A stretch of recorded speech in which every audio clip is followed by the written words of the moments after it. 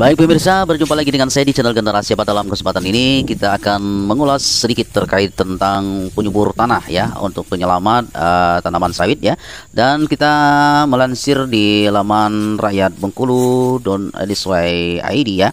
Di sini sudah banyak diinformasikan bahwasanya salah satu bumbu masakan yang mampu menyuburkan, menghidupkan atau menyegarkan kembali tanaman sawit ya.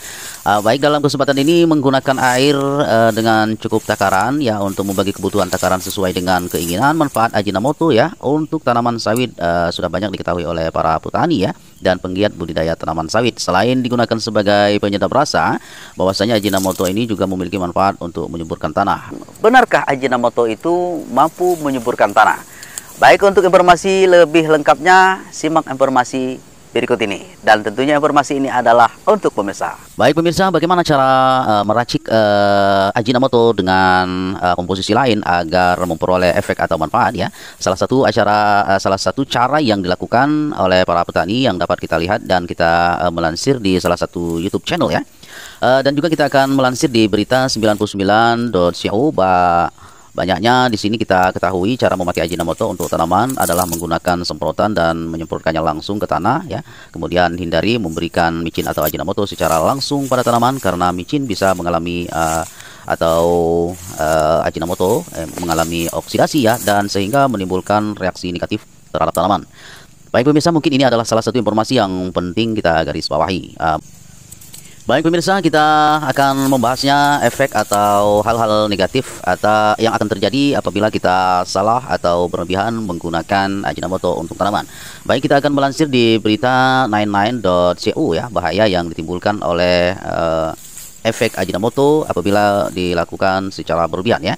Kita melansir dan mengutip informasi dari berita 99.co ya. Efek samping lain ya, natrium pada tanaman adalah dapat menyebabkan tampilan tanaman menjadi dehidrasi atau kekurangan air ya, atau kurus atau kuning ya. Ciri tanaman yang dehidrasi adalah tanahnya kering dan daunnya terlihat rapuh ya. Jika sudah parah, daun tanaman akan mengalami rontok secara berlebihan ya.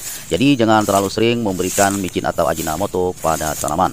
Baik pemirsa, selanjutnya pemberian bahan masakan tersebut ya, micin atau Ajinomoto yang terlalu berlebihan ternyata sangat tidak dianjurkan property people ya. Alih-alih menjadi subur dan sehat, tanaman justru akan mengalami keracunan pemirsa ya.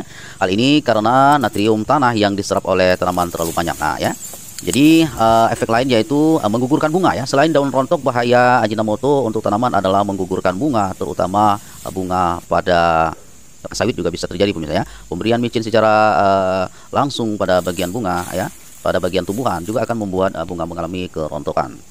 Membunuh tanaman. Hati-hati memberikan micin ya dengan dosis besar atau pada tanaman hias atau sawit juga bisa ya. Jika sembarangan, pertumbuhan tanaman akan terhambat karena kandungan natriumnya. Parahnya, tanaman juga bisa mati ya.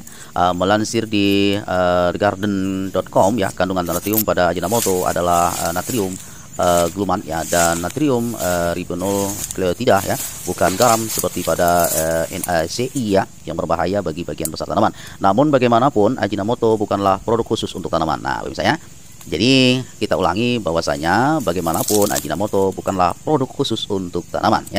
Jadi ketika tanaman di rumah sudah subur, sebaiknya hentikan pemberian micin ya untuk beberapa jangka waktu tertentu. Baik, bagaimana cara menggunakan micin atau Ajinomoto untuk tanaman ya?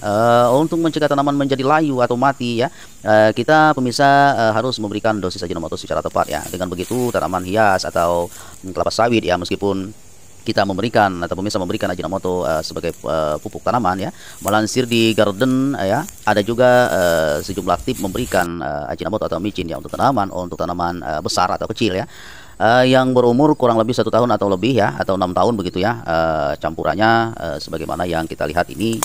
Untuk ukurannya itu, kalau yang masih umur 1 tahun untuk tanaman kecil ya, itu bisa 1 sendok makan atau 5 liter air pemirsa ya. Kemudian selanjutnya, sementara itu untuk tanaman yang lebih besar atau tanaman yang berumur lebih dari 1 tahun ya, campurkan 5 sendok makan air dalam 1 liter ya. Jadi pemirsa mengutip dari informasi ini juga bisa memberikannya setiap 2 minggu sekali ya, property people ya. Lantas bagaimana cara mengaplikasikannya pada tanaman ya?